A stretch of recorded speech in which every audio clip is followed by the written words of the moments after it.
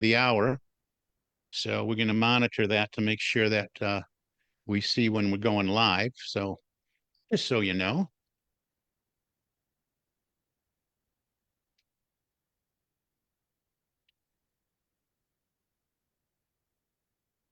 Sam to make it. She said she was going to try to. All right. I got a red circle saying that we are live. So welcome in, everyone. It's Sunday morning. Sunday morning again. Can you believe it? Poof, just like that, January's gone. So I want to welcome you all here who are joining us behind the curtain, so to speak, on Zoom.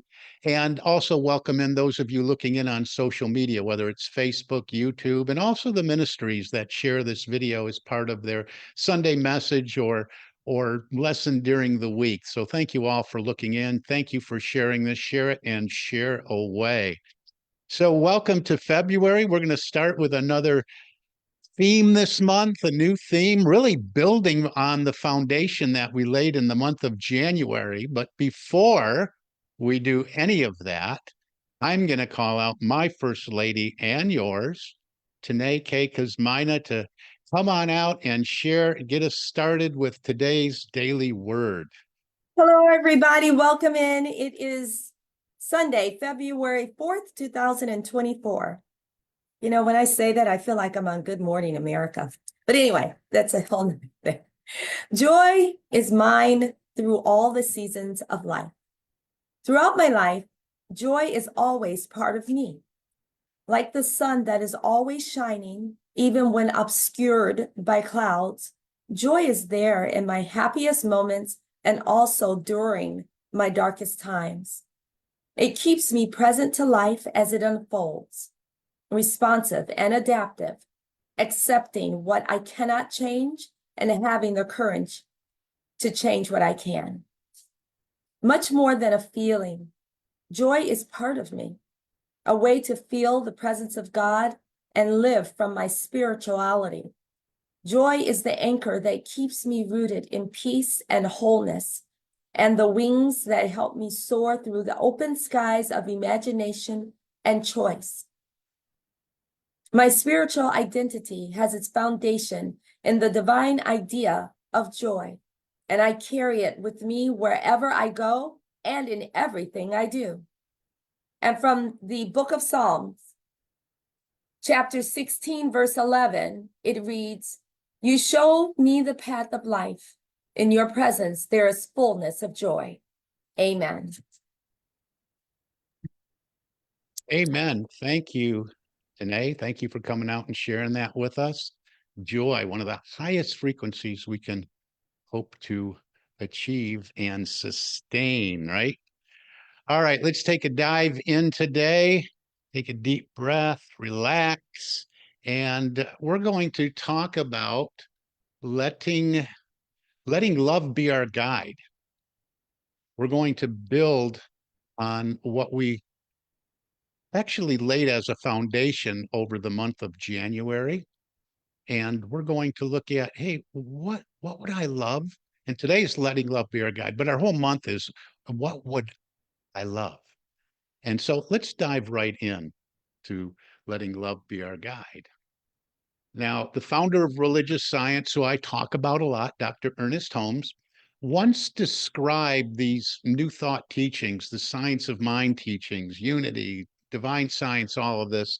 He said, the correlation of the laws of science, the opinions of philosophy, and the revelations of religion all combine to meet the needs and aspirations of humankind. So I love that description. I'm going to turn these sounds down over here. I love that description for a couple of reasons. First, I love the idea of weaving together science and philosophy and religion. And secondly, I particularly love how practical it is. And both these things are true for, again, for all of us in New Thought, all the New Thought teaching, whether we're under that umbrella of religious science, unity, or divine science. This beautiful New Thought teaching that we are all immersed in is not just spiritual theory or theological rhetoric that we contemplate on Sunday morning and then go live a life starting Sunday afternoon, disconnected to and unaware of who we are, whose we are, and the power that lives as us. Rather, it's a practical, hands-on way of life that supports us in meeting our needs in this human experience. But not just meeting our needs. It's so much more than that. It's a practical, hands-on way of life that supports us in attaining our aspirations, achieving our dreams, realizing our heart's desires, experiencing the experiences we wish to have, being the people we came here to be, and touching the world in ways we are meant to touch it. So, this entire month, we're going to explore the question of what our aspirations, our dreams, and our heart's desires are. What are they? What are those aspirations, dreams, and desires? What are the experiences we wish to have? Who is that? But this is all at a deeper level than we talked about last month. Who is it that we came here to be? How is it we are called to touch the world? We can find answers to those questions in another question. What would I love? What would you love? This is an interesting question, isn't it? I think it is. And how many times do we really ask ourselves that? What would I love? More often than not, we ask questions such as, what should I do? How would I do it? What can I afford to do? What will people think of me if I do? What do people expect me to do? These sound familiar? I think we could really build on that list, couldn't we?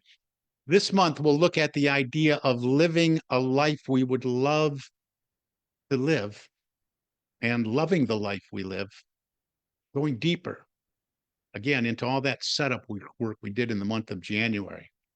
Because remember this, embed this in your consciousness. Life itself, capital L life, wants, yearns, longs, desires to be expressed in, as, and through you. Life, divine life. The Cloud of Unknowing. I don't know, maybe some of you are familiar with this book. The Cloud of Unknowing is a book of contemplative articles published in the 14th century.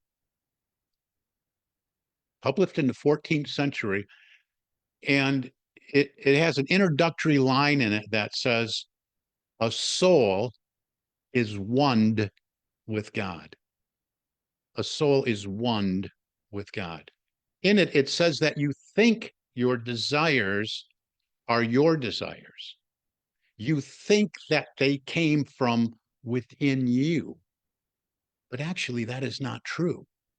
Rather, by the time they reach your conscious mind, they are the echo of life's desiring to express and experience itself by means of you. I want to say that again because I think it's so important. It's so delicious, but I want you to really feel into that. We think our desires are our desires. We think that they come from within us, but actually that is not true. Rather, by the time they reach our conscious minds, they are the echo of life's, divine life's desiring to express and experiencing itself by means of us. And if we don't express them, if we don't apprehend these desires and press them out as our experience, they'll look for another opening where the expressions can be made. Have you ever had a great idea? I mean, a great idea. This has happened to me more times than I can count. You've had a great idea. You didn't do anything about it because you didn't see the how, or you didn't have the time or the resources. You didn't think you were good enough. You didn't think the time was right, or you were getting ready to get ready to get ready.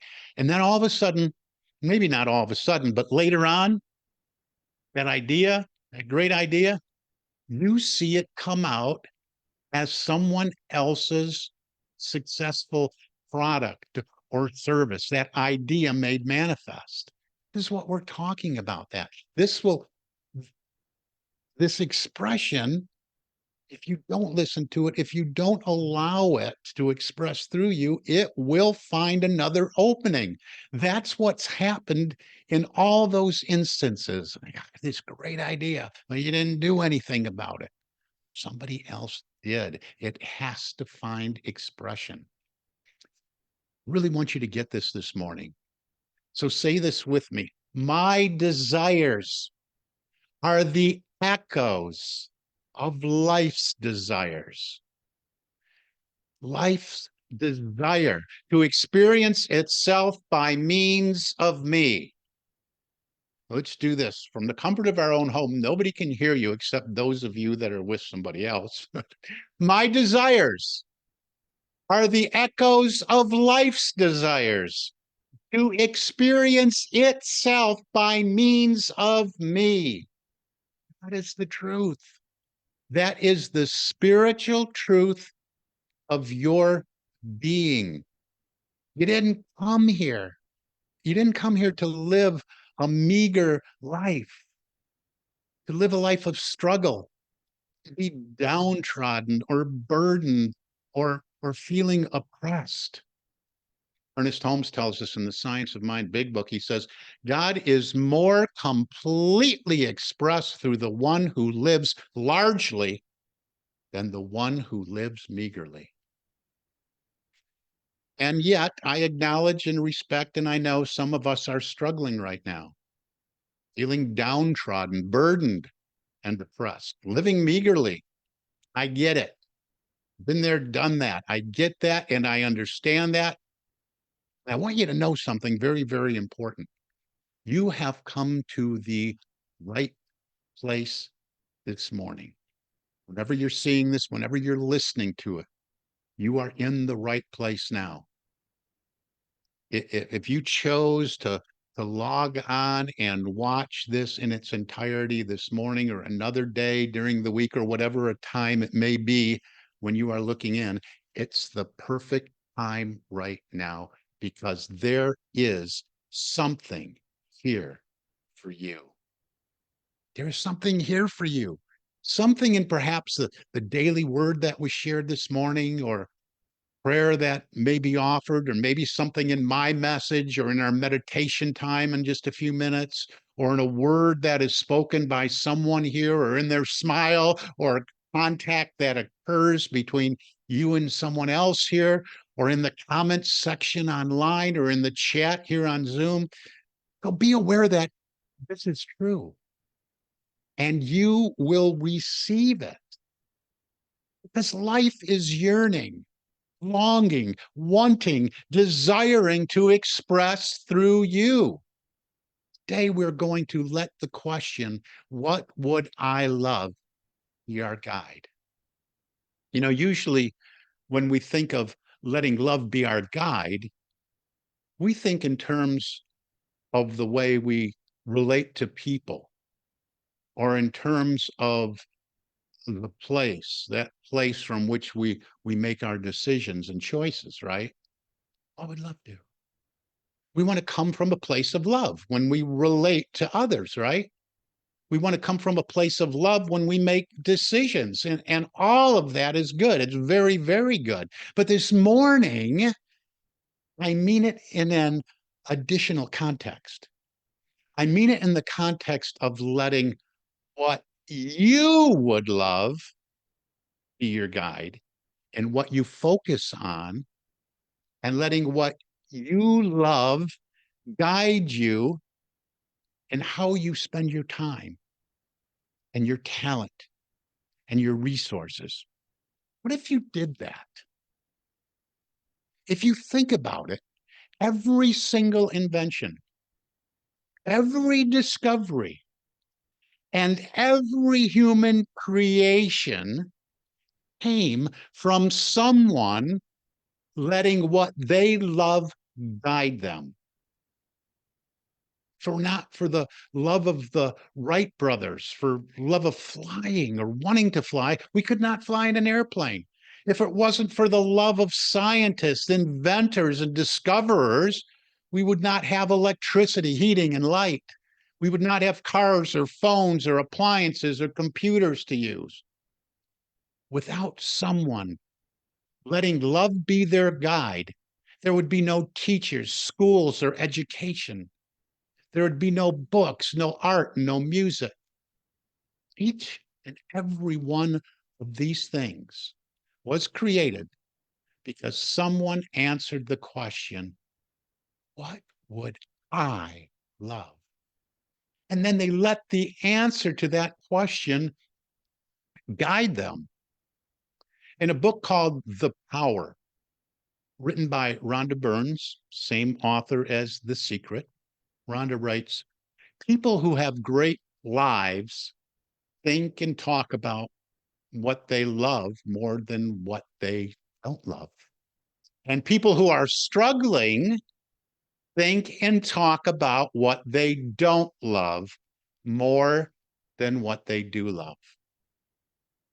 Ernest Holmes wrote, whatever we think, act, believe in, feel, visualize, vision, image, read, and talk about. In fact, all processes which affect or impress us at all are going into the subjective state of our thought, which is our individualized use of universal mind.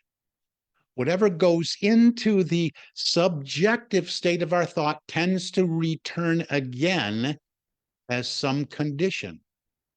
So we, and we alone, control our destiny.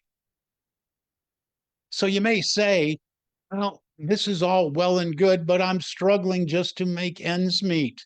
I've got no time, energy, or resources to focus on what I love. And what I want to say about that, my friends, is that, and I want to say this with a great deal of love in my heart, is that you're telling yourself a lie, and then you are believing it, if that's the case. Now, I'm not saying that to quit what you're doing or quit your day job or quit everything that's going on in your world so you can become an artist, if that's what you would love.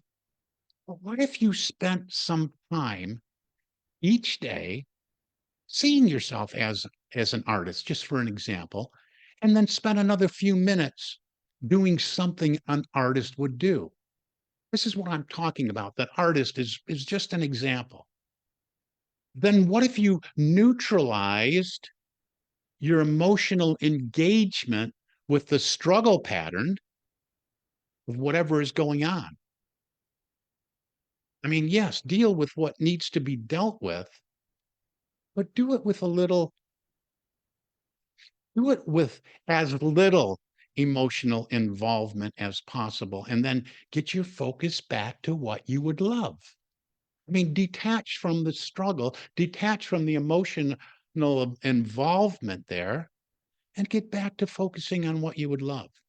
And when you do that, what happens is what we call our opportunity awareness expands. When our mindset becomes open, then our awareness of opportunities that are available, many of which have been available all along, but which we couldn't see, is much broader. I mean, this person thinks and does things differently. You move everything into your field of awareness. And just in case you think you have to do this all by yourself, I want you to know that you don't. In fact, we're given a great promise that we find in the book of Psalms. We find within Psalm 37, verse 4 and 5. Trust in the Lord, and he shall give you the desires of your heart. Commit your way to the Lord, trust also in him, and he shall bring it to pass. Now, that's a pretty direct promise, isn't it? The desires of our heart shall come to pass if what? If we play our part. And our part is so important that it's mentioned twice here. It's mentioned twice. Trust in the Lord, and he shall give you the desires of your heart.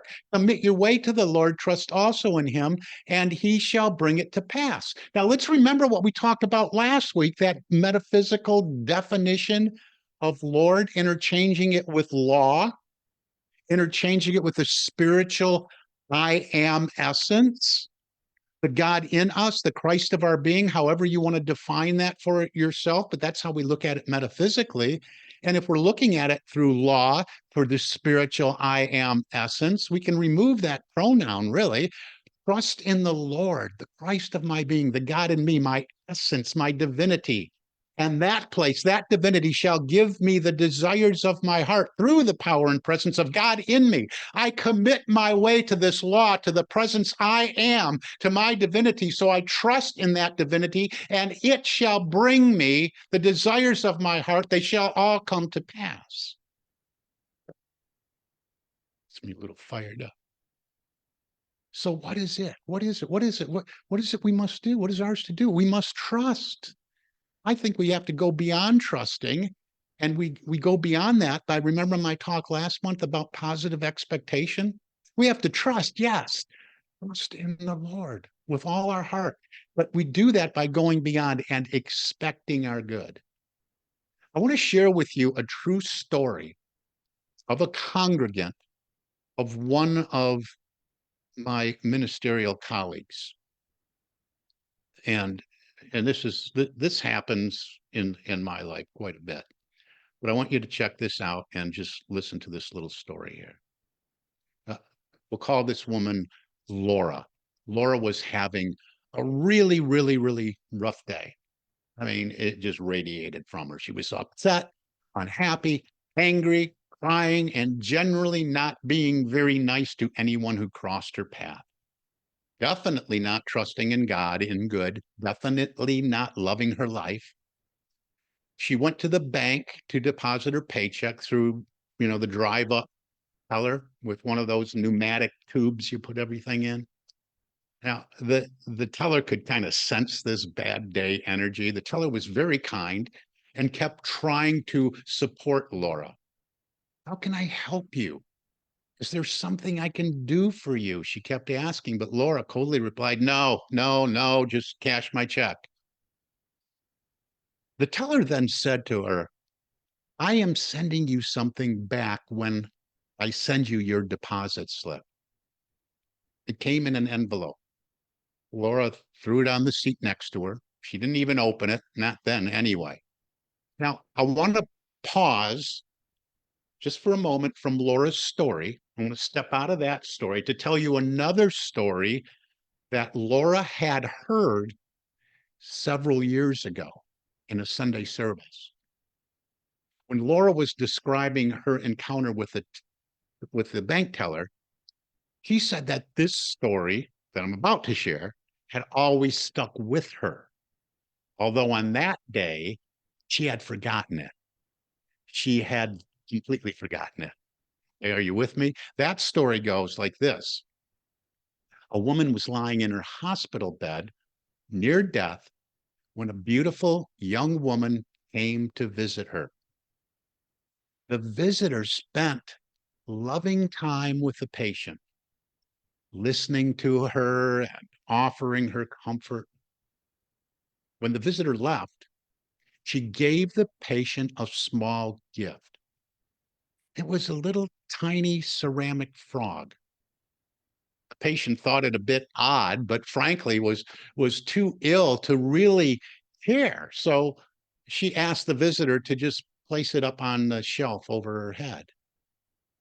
Now, shortly after the visit, that patient rallied and experienced a seemingly miraculous recovery. A nurse entered the room, and after checking on the patient, checking all the vitals, somewhat in disbelief at her turnaround, she noticed the ceramic frog sitting on the shelf. And she looked at the little frog and she said, "This explains your recovery. You have a guardian angel." The patient was confused. So the nurse continued. She said, "I've seen a number of these little frogs in patients' rooms, and every single one of them miraculously recovered. It was delivered by a beautiful young woman, wasn't it? Every such patient has described her, yet no one except those patients has ever seen her. If you turn the frog upside down, you just might understand." Well, this patient did just that and found written on the bottom of the little ceramic figure the letters FROG, followed by the words, "Fully rely on God." Fully rely on God. All right, now back to Laura. When she got in her car the day after her encounter with the bank teller, she saw the envelope the teller had given her and remembered that the teller said she was going to send her back something. When she opened the envelope, what do you suppose she found? You guessed it, a little green frog on the end of a keychain, a tangible, real reminder that she can truly, completely, and fully rely on God. And we can truly, completely, and fully rely on God as well to bring forth the desires of our heart. Because remember, by the time they get to us, they are the echoes of life's desire to express itself. Another quote. We got time for one more quote here from Ernest Holmes. He says, "Begin to blot out one by one all false beliefs, all ideas that you are limited, poor, or miserable. Refuse to think of failure or to doubt your own power. See only what you wish to experience." That's another way of saying, what would you love? "And look at nothing else. And not the great principle of life, create for us all that we need, that which we need. The universe is inexhaustible, it is limitless, knows no bounds, and has no confines. We are not depending on a reed shaken by the wind, but on the principle of life itself. For all that we have or shall ever need, it is not some power or a great power, it is all power. All we have to do is believe, never wavering, no matter what happens. As we do this, we shall find that things are steadily coming our way, and that they are coming without that awful effort which destroys the peace of mind of the majority of the race. We know that there can be no failure in God's mind, and this mind is the power on which we are depending. So I ask you this morning as we wrap this up, what would you love? Pick one thing right now, just one thing, tangible or intangible, a healed relationship, a relationship at all, success in your business or whatever you're pursuing, releasing a business maybe, or a deeper connection with the God of your being, a return to physical vibrancy, restoring of a broken heart, to plant flowers, to create art, to play an instrument, to have more love in your life, more strength, wisdom, inspiration, and guidance, whatever it is that calls to your heart, whatever you aspire to, that you dream of, that you would love. Get an image of it right now. Get an image of it and close your eyes. Commit to meditation time to specifically visualize it and see yourself in it. See yourself letting it guide your way as you move deeper and deeper into this new year. Take a moment to do that. In fact, let's move into our meditation time now. Just spending a few moments giving thanks and appreciation for this life that we live, for the goodness of God in us. Let our thoughts be filled with peace, with love, with joy, with an always on awareness of the presence of God. Let us know in our hearts and in our minds that this presence of God is pressing out through us to experience life, to experience more goodness, more joy, to feel into this life experience through us.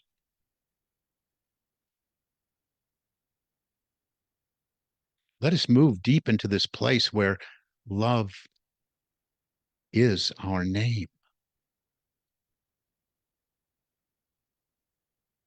where love is our practice, where love is our filter, where divine love is our guide.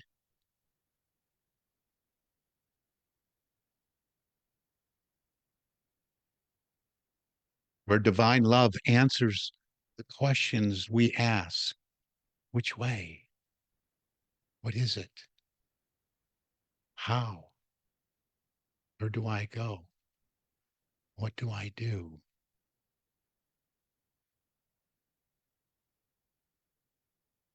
Let us feel deeply into this divine love, seeking its partner, divine wisdom, knowing that everything is there. Everything is there. The very nature of the goodness that God is love and wisdom.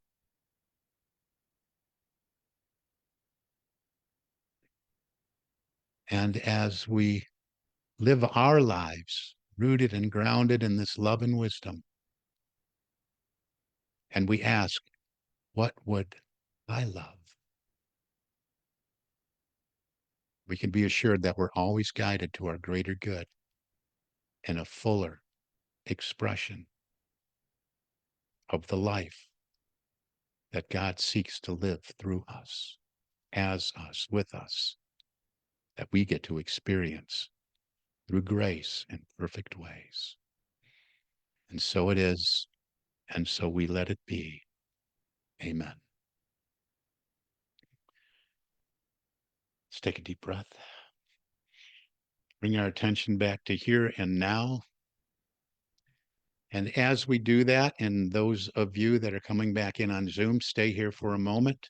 I'm going to close out our feed to social media, thanking you all for being here for this broadcast, this simulcast here on Facebook and YouTube and into other ministries throughout the world. Thank you for being here and joining us every Sunday, 9 a.m. Central Time. Get on our newsletter and you can get the Zoom link and the Zoom password, and you can come behind the curtain, so to speak, where we have a little bit more fellowship and some conversation before and after the service. Thank you for looking in. Thank you for being here. God bless you. We'll see you tomorrow morning, 7 days a week for morning inspiration. And again, always Sundays at 9 a.m. Central Time. God bless you. This is Reverend Dr. Stephen J. and Tanae K. Kuzmina signing off, and we'll see you soon. God bless you.